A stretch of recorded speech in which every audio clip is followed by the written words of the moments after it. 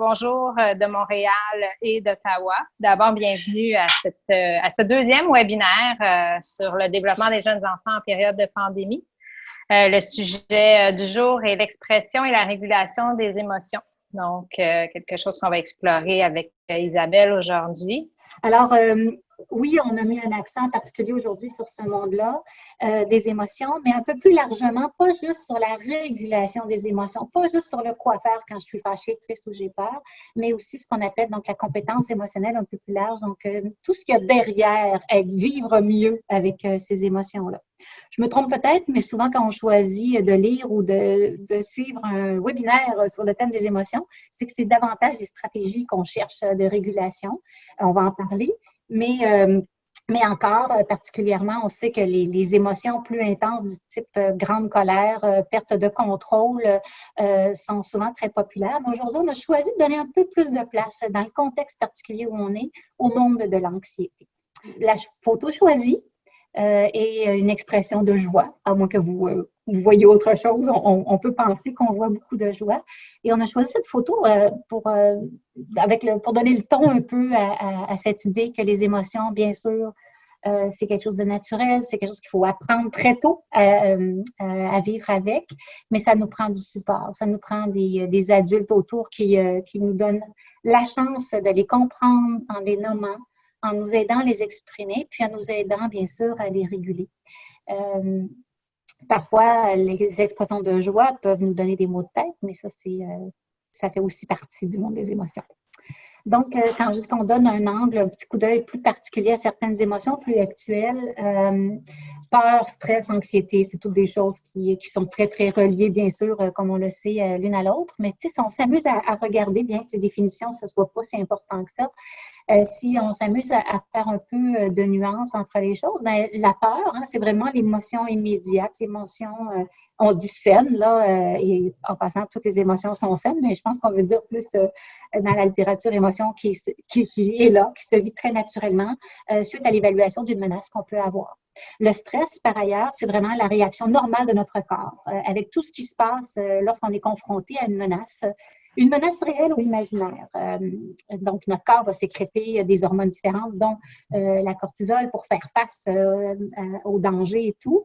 Mais c'est ça, qu'on s'imagine un stress potentiel ou un danger potentiel ou que vraiment on soit dans cette situation-là. C'est des choses qu'entre autres, Sonia Lupien, qu'on a déjà mentionné, a très bien documenté dans l'idée de mammouth imaginaire qui arriverait dans une pièce, réellement ou imaginaire. On a la même réaction physique. Donc, l'état de stress, c'est vraiment la réaction de notre corps. Et l'anxiété, c'est beaucoup l'état émotif qui est associé au stress, là, au niveau des émotions. Le sentiment de danger qui persiste au-delà de la menace. Donc, c'est là où la nuance entre peur et anxiété peut peut-être se faire, bien qu'on peut en discuter. Mais l'anxiété persiste. Hein? C'est un état qui reste au-delà. On a beau rassurer les enfants, mais non, tu sais, il est parti le chat. Bon, là, il va falloir qu'on travaille à ce que l'enfant développe moins de peur par rapport au chat en partie. Mais cette anxiété, c'est quelque chose qui est l'anticipation de ce qui pourrait arriver encore et encore face à ce danger réel ou imaginaire. On parle de problèmes d'anxiété. Et on se dit, bon, ils vont survenir quand les réactions de l'enfant sont disproportionnées par rapport à la situation qu'il vit. Encore, c'est pas parce que j'ai une réaction très forte par rapport à quelque chose qui me fait peur ou que c'est un problème. Et d'ailleurs, l'anxiété, c'est pas problématique en soi. On le sait, c'est ce que ça nous prend.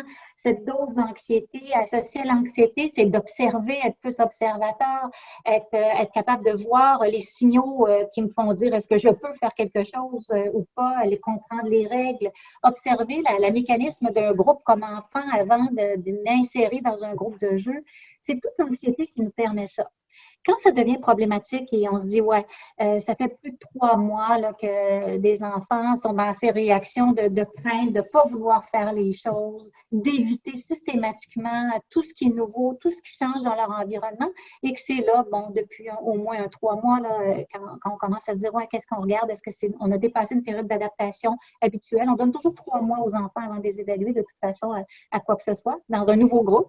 Mais donc, dans la situation actuelle, on sait, les parents rapportent des comportements comportements nouveaux, des enfants qui refusent d'aller dehors. Bien sûr, je pense que tous les messages de se laver les mains, la distanciation ils peuvent capter des choses qu'on peut voir, des réactions d'anxiété qui peuvent être nouvelles.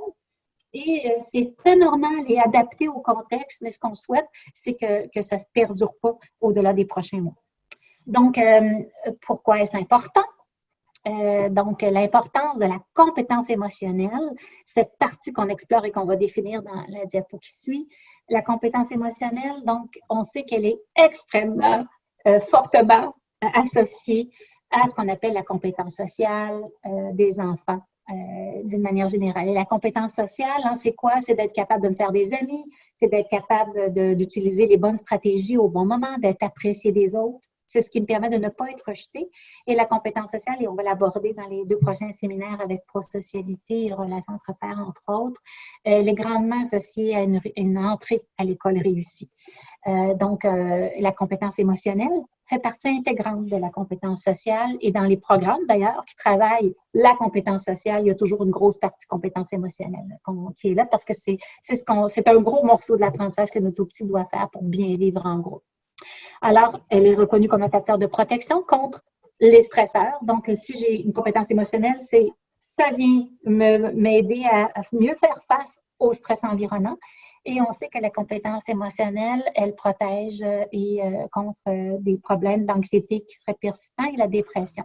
Mais c'est pas étonnant avec quand on comprend mieux ce que c'est, cette compétence émotionnelle-là, c'est de ce qu'on comprend les émotions, qu'est-ce que je peux faire pour me faire du bien. C'est des stratégies que les enfants, on peut les soutenir, et déjà beaucoup. Ils apprennent facilement, mais ils ont toute une vie pour apprendre ces trucs-là. Est associé à l'empathie, les enfants qui ont meilleure compétence émotionnelle, plus d'entraide, plus aptes à trouver des solutions à leurs problèmes interpersonnels, aux conflits. Donc, c'est une grosse partie. Alors, ce qu'elle est, avec tout ce qu'on sait des émotions, bien sûr, il y a la partie, la 3e boîte là, qui est réguler les émotions. Avoir de la compétence émotionnelle, c'est vrai que c'est d'être capable de me calmer, d'ajuster comment je me sens, hein, d'arriver à changer mon état affectif, à réguler mon état pour revenir à un état de calme. Pour faire ça, il faut que j'ai eu des adultes qui m'aient montré des stratégies et des bonnes stratégies. Puis au-delà de me les dire, de me les montrer, de les avoir incarnées par du modelage. On y revient dans quelques minutes. Les 2 premières boîtes, donc comprendre les émotions, exprimer les émotions. On souhaite que tous les enfants donc, soient capables de les exprimer, 2e boîte, mais pour ça, sous-tend la capacité à les comprendre. C'est quoi comprendre une émotion? C'est d'être capable, et les tests qu'on utilise pour ça, là, c'est d'être, comme vous les connaissez ou vous en avez peut-être entendu parler, là, c'est d'être capable de dire à un enfant, ben OK, je vois que tu es triste, puis de voir oui, il est triste, ou sur des photos, est-ce que cette personne-là, dans cette situation-là, elle est triste, fâchée, en colère. Donc, il est capable de les reconnaître, ces émotions-là, chez soi et chez les autres. Ce qu'on sait, c'est que pour la compréhension de ces émotions-là, ça me prend des adultes qui les expriment et qui m'amènent à voir que regarde, maman, elle est fâchée, regarde, le présentement, je suis triste, regarde mon visage, regarde mes larmes, regarde mes poings, écoute ma voix. J'ai besoin qu'on clarifie pour moi. C'est pour ça qu'on en parle autant et que ça a l'air, en tout cas, moi, la première, voyons donc, c'est tellement évident, tu sais, les enfants, ils connaissent c'est quoi la joie, la tristesse, la colère, là, on en lit dans les livres et tout, mais d'être identifié quand moi, j'ai la vie, il faut que j'ai quelque chose qui se passe au niveau d'une connexion dans mon cerveau. Et on va y revenir avec les stratégies dans quelques minutes, mais la compréhension des émotions semble aussi passer beaucoup par notre expression faciale. L'expression faciale qui est là quand je vis la joie, quand je vis la tristesse, quand je vis la colère, plus donc ça s'exprime sur mon visage, il semble que le chemin, le réseau entre mes expressions faciales et le chemin jusqu'à mon cerveau, il se fait, en fait, d'une manière où le cerveau vient à comprendre, là, un jour, ça c'est de la joie, ça c'est de la tristesse, ça c'est de la colère. Donc, on veut, et les enfants, par mimétisme de l'expression qu'ils voient chez les autres, c'est souvent inconscient, on va voir là, des enfants, un petit enfant pleure, leur ami pleure, ils vont s'approcher, puis on va voir leurs yeux devenir plus tristes et tout, puis ils imitent inconsciemment l'expression qu'ils voient sur le visage des autres. Et lorsqu'ils entendent, ben là, tu vois ton ami, il est triste, tu vois comment il est, ben il y a quelque chose qui se passe au niveau de la compréhension. On n'ira pas plus loin au niveau du cerveau, mais bref, la compréhension, c'est pas banal. Puis d'aider les enfants à les exprimer sur leur visage, ça, c'est une clé qu'il ne faut pas oublier. Exprimer les émotions, ça va de soi, mais avoir la permission de le faire. C'est-à-dire sentir qu'il y a un espace pour ça.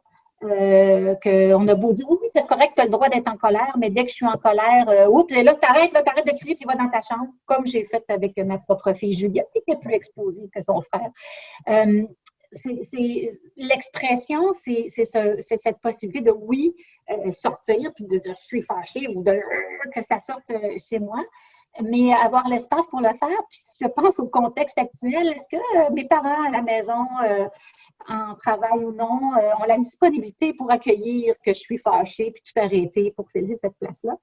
D'ailleurs, l'expression de la colère chez les enfants et la compréhension de la colère vient bien après la compréhension et l'expression de la joie, en fait, surtout la compréhension, parce qu'une hypothèse, c'est qu'on permet beaucoup plus d'expression de la joie que d'autres émotions. Ou en fait, on la permet, on l'encourage.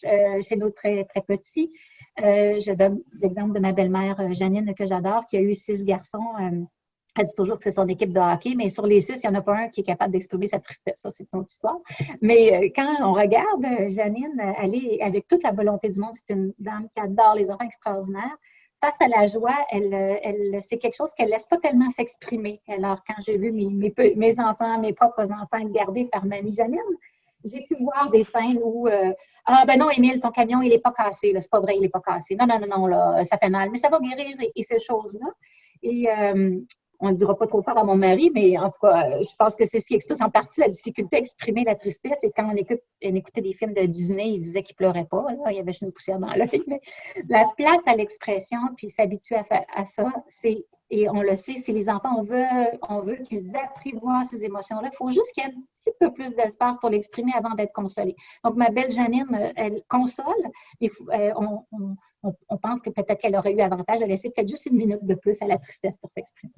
Alors, se permettre comme enfant de le faire, on sait que dès l'âge de 2 ans, il semble déjà y avoir de la honte ressentie chez nos tout-petits par rapport à ressentir des émotions et ils tendent à se cacher. Donc, il y a des études qui ont démontré là, que la tendance à un enfant qui vit quelque chose, c'est plus de se cacher. Et moi, je dis souvent la blague, ben, si comme modèle, ils ont eu des mères comme moi, Isabelle, et ben, quand j'étais triste et qu'on me posait la question, est-ce que tu es triste? Je dis non, non, je suis juste fatiguée, puis je m'en allais. Et je viens de parents qui faisaient la même chose, mais là, c'est une autre histoire. Mais il y a quelque chose qui fait que exprimer, c'est se permettre, puis c'est pas parce que quelqu'un me l'interdit, c'est parfois que je me le permets pas pour une multitude de raisons, mais dont le modelage peut-être que j'ai pu observer, parce qu'on sait que dans la première année de vie, ce qu'on appelle la référence sociale, quand les enfants vivent des émotions, ils vont référer au visage beaucoup, ils vont se tourner vers le visage des gens qui prennent soin d'eux pour... en fait, on ne sait pas pourquoi, mais c'est comme un réflexe qui est là, qui semble les calmer, hein, apaisement. Mais en même temps, il y a quelque chose qui fait qu'ils doivent apprendre de l'expression des émotions qui se passent au moment où elles se vivent.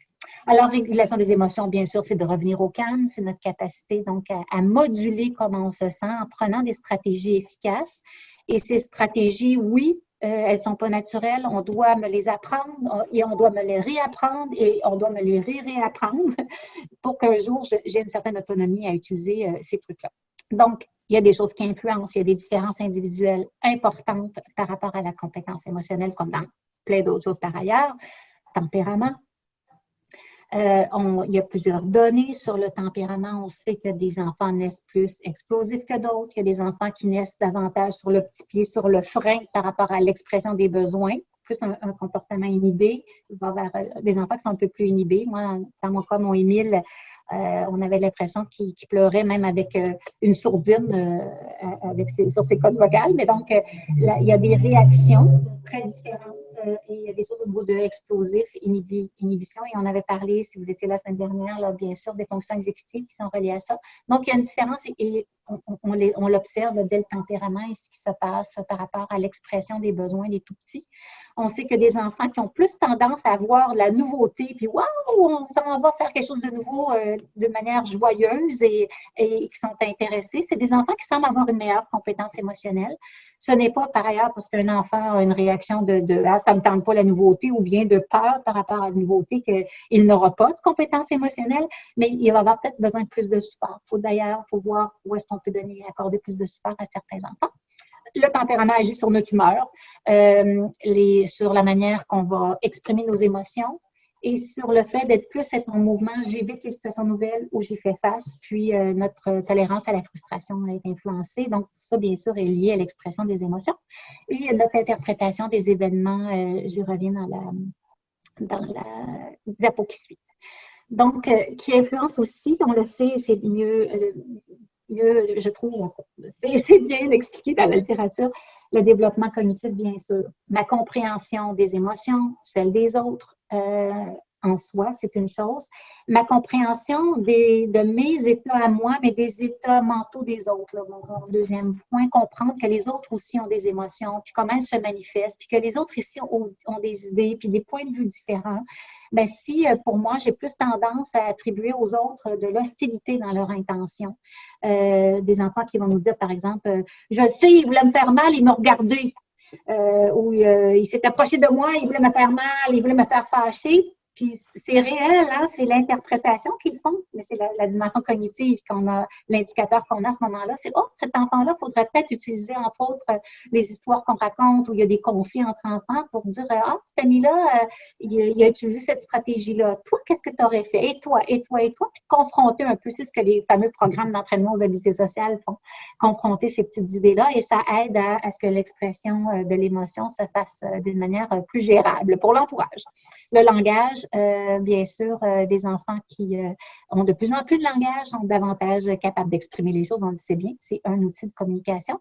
Mais bien sûr, des enfants qui ont plus de difficultés au niveau du langage, on peut aussi voir associer des difficultés au niveau de l'expression et de la compréhension et la régulation des émotions.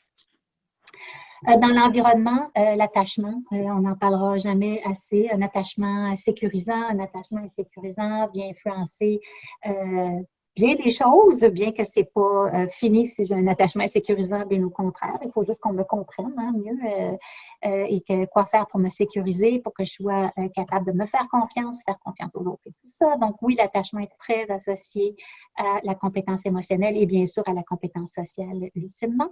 Les pratiques parentales, bien sûr, la chaleur, le support. On sait qu'il y a une différence dans notre capacité parentale à offrir le support, à accueillir les émotions, à punir ou pas des émotions. Donc, c'est sûr qu'il y a une différence, mais ce qu'on sait, c'est que c'est ça.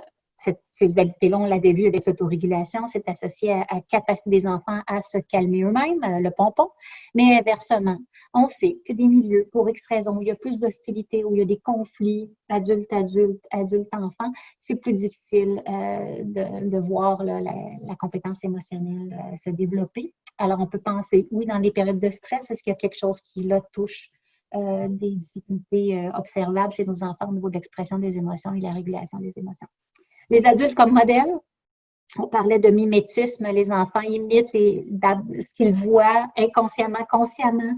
Plus je porte attention, plus je montre aux enfants et je décris ma voix, mes mots et comment je suis, les enfants les comprennent mieux, ces choses-là. C'est ce qu'on avait déjà dit. Ce qu'elle permet, oui, mobiliser dans les apprentissages, d'être plus empathique et prosocial, d'être capable, la compétence sociale, c'est ce qui fait que oui, dans les situations, je dis « je suis fâchée, arrête de me pousser », puis c'était à moi de jouer. Donc, j'utilise correctement l'expression des choses. Et il y a quelque chose des fois, moi, qui me chatouille quand on dit une expression appropriée de l'émotion. Selon le contexte, une émotion, on l'a dit, c'est quelque chose d'immédiat, c'est une réaction et tout ça, mais c'est plus dans la compréhension puis dans ce que je vais laisser sortir. Là. On dit approprié, par exemple, les enfants qui comprennent que bon, l'ami, parce qu'il sourit, est plutôt joyeux. Est-ce qu'il peut y avoir des enfants qui ne voient pas nécessairement ces signes-là chez les autres, comme regarde, il est content, là, c'est une bonne stratégie d'utiliser, il est content, puis peut-être que l'enfant ne voit pas ça. On revient au cognitif de la même manière. Mais l'expression des émotions, peu importe l'émotion qui est là, il faut que le message soit clair avec les enfants. Regarde, dans les histoires, les animaux, les personnages vivent des émotions différentes dans les mêmes situations. Derrière une même émotion, il y en a qui se cachent. Donc, parfois, il y en a qui sont tristes, parfois, il y en a qui sont en colère. Parfois, c'est la colère que l'on voit, mais c'est la tristesse qui est derrière, etc. Ce qu'on peut faire dans la partie qui nous habite et qui, en fait, qu'est-ce qu'on peut faire de plus, puis qu'est-ce qu'on peut faire pour aider les parents à se dire et à se refaire confiance dans ce qu'ils font de bien, encore une fois. Donc, la première chose qui sort au niveau de qu'est-ce qui soutient, lié à l'attachement, lié à plein de choses, la capacité des adultes à répondre avec réconfort rapidement à la détresse des enfants. Et une chose qui est là, qu'on oublie, l'accès aux objets de réconfort. Tout petit, on le sait, oui, je vais pas bien, puis que j'ai le mouvement d'aller me chercher un câlin, d'aller vers l'adulte, c'est ce qu'on veut que les enfants fassent. Mais nos enfants plus anxieux, et quand l'anxiété prend plus de place et nuit au jeu, c'est des enfants qui spontanément vont s'isoler plus que d'aller vers les autres. Et puis, des fois, oui, d'aller vers les autres, c'est une chose, mais d'avoir accès à un petit doudou, un petit coussin, un objet de réconfort. Des fois, on hésite à le faire dans nos milieux éducatifs parce que, bon, si je le permets à l'un, ça peut faire la chicane et tout. Mais c'est une question, je pense qu'on doit revoir avec ce qu'on veut permettre et pas permettre. Bien sûr, l'hygiène, ben là, ça va être encore plus compliqué avec le retour et la distanciation et tout. Mais l'objet de réconfort est quelque chose qui devrait être accessible à tous les enfants par ailleurs, mais particulièrement pour diminuer l'anxiété et redonner du contrôle aux enfants dans ces situations-là.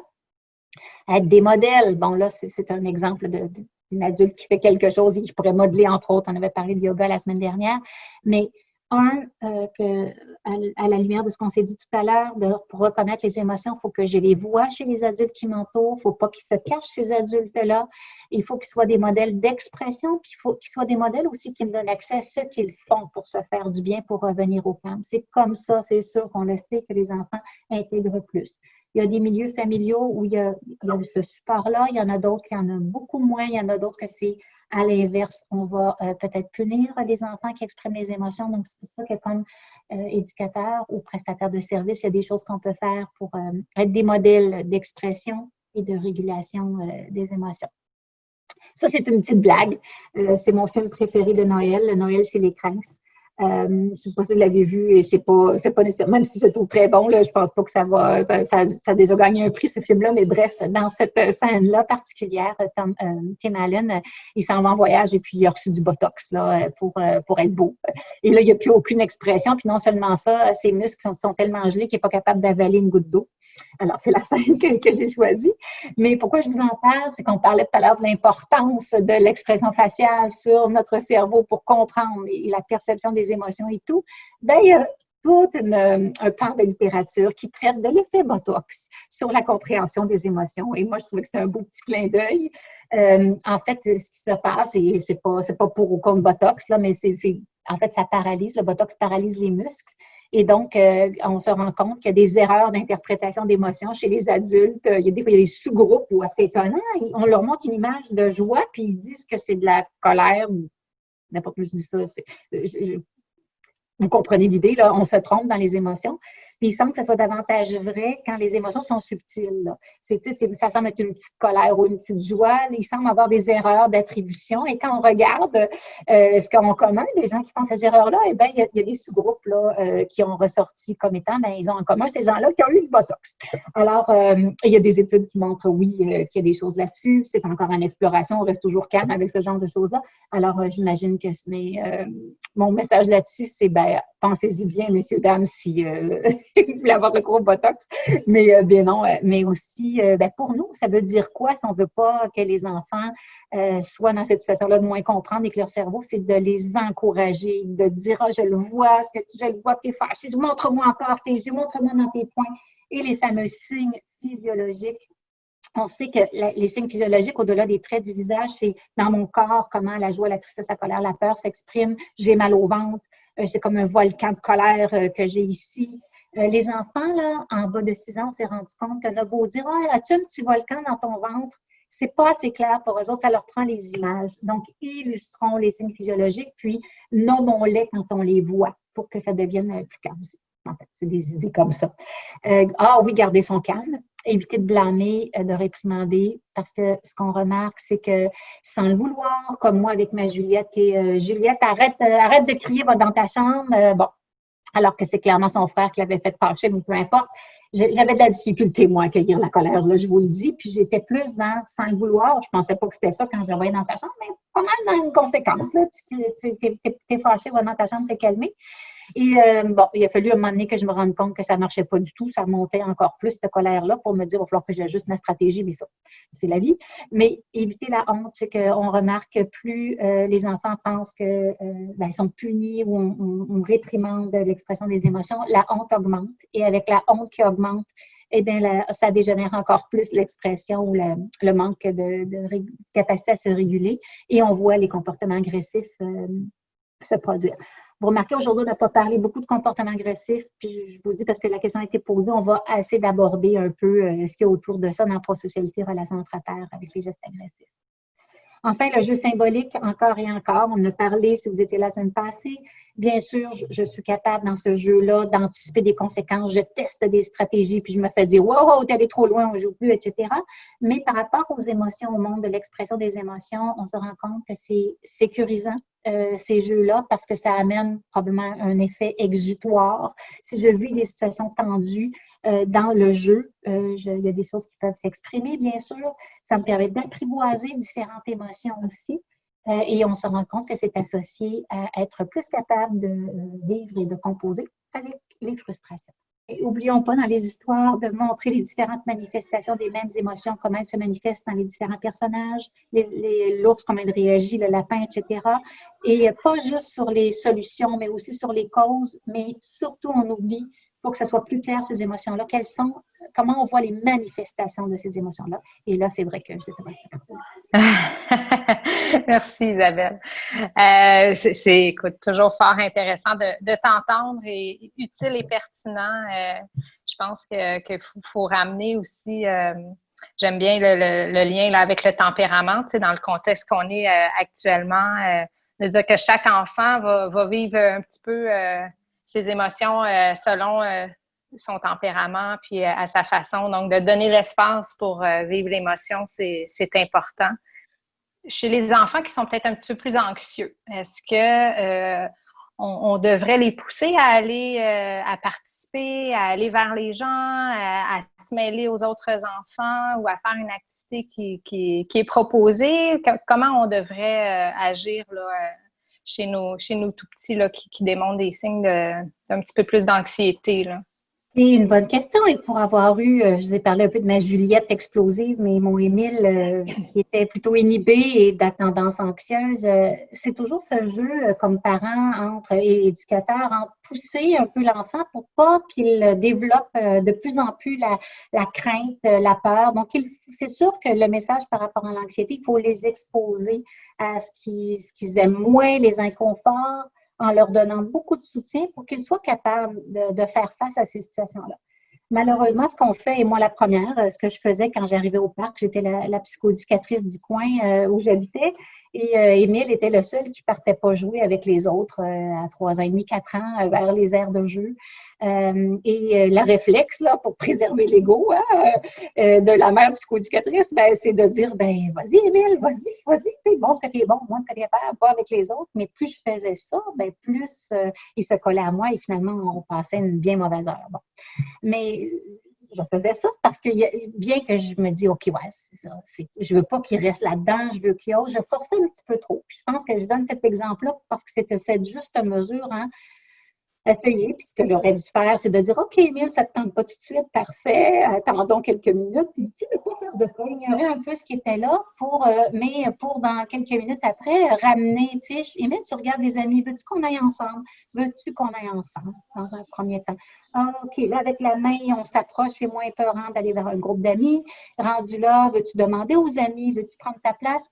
Mais si je laissais Émile tout seul trop vite, il revenait Donc, c'est l'exemple de, je trouve, pour moi, là, par rapport à l'anxiété, ce dosage entre reconnaître, être là, pas aller trop vite et surtout pas forcer parce que ce qu'on remarque, c'est une élévation de l'anxiété puis c'est encore plus difficile. Mais en même temps, il faut qu'apprivoiser ces situations-là avec notre support. Donc, je trouve que comme parent, comme éducatrice, comme prestataire de service, c'est aussi le message à repasser aux parents. OK, c'est là. Tu as raison que tu veux pas qu'il reste toujours là-dedans parce que plus ça va. Moi, Émile faisait un cours de natation. Après le premier cours, il ne voulait plus y aller.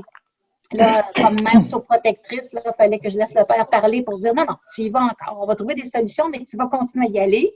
Alors que moi, c'est la ouate et tout ça. Bref, dans l'équilibre, ne pas forcer, bien sûr, guider, amener vers à petits pas, mais en donnant beaucoup de force. C'est la partie parfois qu'on oublie que qui est important pour passer à travers ça. Normalement, les enfants prennent pour modèle, pour exemple, les adultes, leurs parents. Et des fois, les parents ont du mal à gérer leur colère et transmettent cette situation à leurs enfants. Quel conseil donneriez-vous aux parents? Ma réponse spontanée, ce serait de ne pas élever le sentiment de honte des parents, de ne pas être dans... si un parent est en l'explosion, en perte de contrôle, difficulté avec l'expression de la colère, c'est sûrement un parent qui a besoin aussi d'être soutenu. Donc, je me dis, derrière tout ça, il y a prendre soin de soi, il y a de se donner des espaces, se permettre des espaces. Si je suis tout seul, j'ai pas d'aide. C'est souvent là quand il y a ces états-là de malaise, mais qu'il n'y a personne pour prendre le relais. Et on peut penser actuellement, et c'est pour ça qu'on s'inquiète de certains foyers où il pourrait y avoir plus de perte de contrôle. Actuellement, on a moins accès, il y a moins des tampons autour de l'enfant. Mais en fait, par rapport à des parents plus explosifs qui vivent des difficultés, c'est de dire, regarde, c'est naturel que tu vives des choses. Maintenant, peut-être que se servir de ces moments-là aussi pour dire à l'enfant, tu vois, moi aussi, j'ai envie, mais regarde ce qu'on va faire. Puis on peut toujours revenir en disant, j'ai crié très fort tout à l'heure. Tu sais, là, quand je suis calme, c'est au retour au calme que l'enseignement peut se faire d'une stratégie, tout ça. Nous, qu'on est pris, envahi par nos émotions d'adultes, on n'a pas le temps d'enseigner des choses aux enfants. Donc, permettre de se calmer, puis redire à l'enfant peut-être les stratégies, tu sais, qu'on a utilisées. Mais c'est normal, les émotions. Tout le monde explose un jour ou l'autre. On s'en veut après. Mais je pense que c'est naturel. Maintenant, peut-être aussi que j'ai besoin, comme autant de la main comme parent, puis de pouvoir avoir des ressources qu'on peut aussi proposer aux parents de ce qu'ils peuvent faire ou ce qu'ils peuvent appeler, bien sûr. Est-ce qu'à l'inverse, un parent qui va être surprotecteur peut venir augmenter l'anxiété ou l'anxiété de l'enfant? Est-ce que ça a un lien?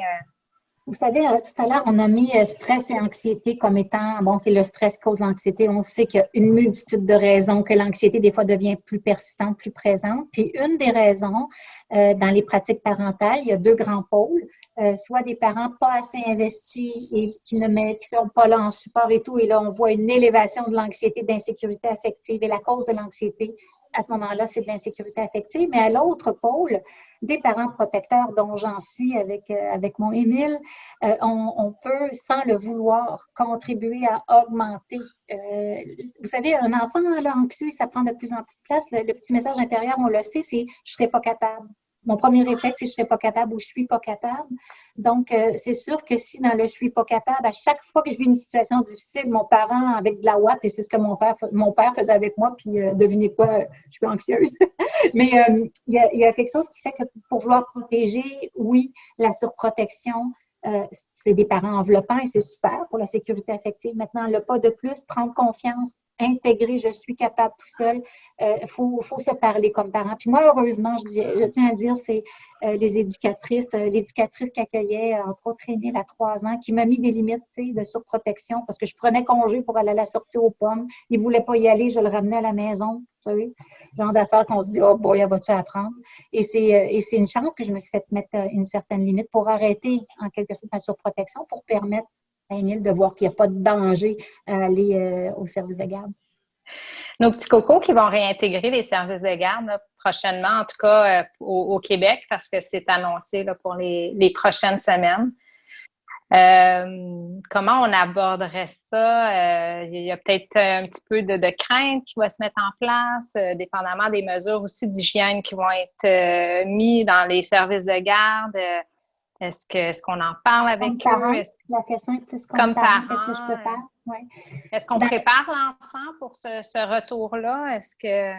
Encore une fois, c'est ce juste équilibre entre en parler un peu, mais pas préparer et amener dans de la suranticipation, hein, du genre, on s'en va chez le pédiatre dans 15 dodos. Ah là, il reste 14 dodos avant d'aller chez le pédiatre, mais ça fait pas mal la piqûre. Mais là, il reste 15 dodos. Puis, tu sais, de surpréparer, ça a l'effet inverse d'être plus anxieux puis de ne pas avoir le goût pantoute de retourner. Donc, je pense que c'est ça, c'est avec chaque dynamique, bien sûr, par enfant, c'est de parler, d'expliquer, mais de ne pas s'y prendre peut-être 3 semaines avant, puis de laisser de faire confiance aussi au milieu qui vont expliquer les mesures, qui vont en parler des mesures d'hygiène, mais c'est sûr que comme parents anxieux ou surprotecteurs, on va « oublie pas de te laver les mains, oublie pas de te laver les mains », mais il faut se parler un peu pour peut-être dire, ben, tu sais, ils vont je vais le gérer ici, puis ils vont pouvoir, je fais confiance aux gens qui vont accueillir mon enfant. Il y a quelqu'un qui demandait la colère qui cache de la détresse ou de la tristesse. Est-ce qu'il y a une façon d'aborder ça ou de... C'est sûr que c'est impressionnant, hein, les manifestations de colère. Puis je pense que je reviendrai à la base qui est de se parler comme adulte, de respirer. Si je suis pas dans le calme, parce que je devrais être dans une posture de calme. Donc, si je suis pas calme, me donne 1 minute pour être calme dans l'accueil de l'émotion. Puis, c'est de ne pas en faire trop de cas, puis de permettre qu'elle soit là, puis de nommer. Je vois que tu es fâché. Je vois que ça va vraiment pas. Je pense que ce qui t'a fâché, c'est parce que ton frère, ta soeur, ou parce que je t'ai dit non, ou tout ça. Et bien, OK, ça va passer. Se faire nommer. Se faire rassurant. Parce que quand je donnais l'exemple de Juliette que j'envoyais dans sa chambre quand elle était en colère, puis ça ne marchait pas, puis ça faisait que monter, bien un jour, je l'ai fait aller dans sa chambre puis dire « T'es fâchée, ma Juliette, hein? » Oui, OK. Puis là, voyons, ça marche, ce truc-là, de nommer. Nommer l'émotion au moment où on la vit. Il y a comme une espèce de validation qui se fait, puis un apaisement. Maintenant, OK, viens, on va changer les idées, viens, on va aller arroser une plante, on va aller dehors un petit peu, c'est bien d'apprendre quoi faire pour se faire du bien, pour revenir bien. Mais le mot d'ordre, c'est de mettre dans une posture où on essaie le plus possible de montrer. Nous, on trouve que c'est pas si impressionnant que ça, puis ça nous fait pas peur, ta colère. C'est ça, je me parle à moi-même. Oui, c'est ça. Dans le webinaire précédent en anglais, il y a été la question sur l'utilisation du punching bag ou pour se défouler ou pour exuter notre colère, notre émotion, comment on aborde ça? Ou contre le punching bag. Oui. Dans la maison, en fait, moi, quand on refouille là-dedans, puis on regarde juste, il y a 2 choses. On parlait d'autocontrôle, de développement, là, du contrôle intériorisé.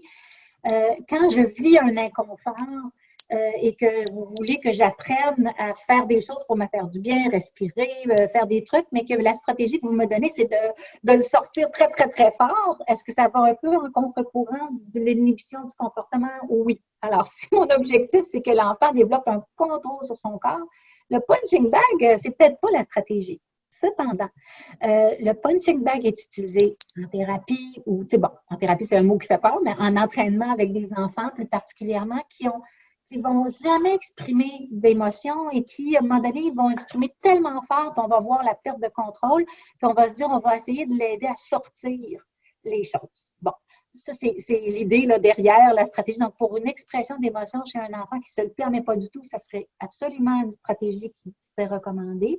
Mais ce n'est pas tous les enfants qui ont besoin de frapper sur des punching bags pour apprendre à exprimer les émotions. Donc, maintenant, est-ce que moi, comme parent, je me rends compte que quand je donne un petit coussin à l'enfant puis que ça le ramène à se contrôler, puis peut-être dans un premier temps, il serre fort, il fait ça avec son coussin, puis après ça, il revient à un état de mieux-être. Si c'est une bonne stratégie, il apprend quand même dans la maîtrise de. Et donc, l'expression, donc la colère, quand on dit laisser de la place, c'est juste de laisser la place à ce qui est là, tu es en colère, de nommer. Mais on n'est pas obligé, pour la plupart de nos enfants, d'ajouter ces éléments-là d'expression par les points. Excellent. Peut-être on arrive vers la fin là, de la session. Peut-être une petite dernière question là, qui est intéressante, justement. Quand c'est au quotidien, là, les colères ou puis que les parents se sentent peut-être un peu dépassés. Est-ce qu'on aurait des façons là, de pouvoir les appuyer concrètement pour pas qu'ils vivent de découragement ou qui se sentent aussi incompétents là, dans leur gestion des émotions de leur enfant? C'est sûr que, on le sait, c'est rapporté, il y a plus d'explosions de colère, des comportements qu'on voyait moins, qui sont plus fréquents et tout.